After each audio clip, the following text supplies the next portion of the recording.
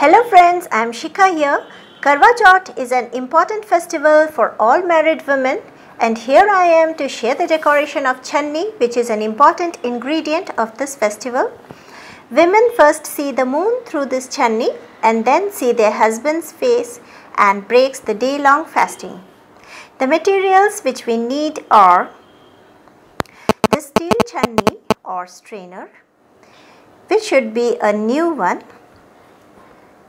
This 2-inch broad lace for 1 meter, preferably with work of zari on it, and another 1-inch broad lace for 2 meters.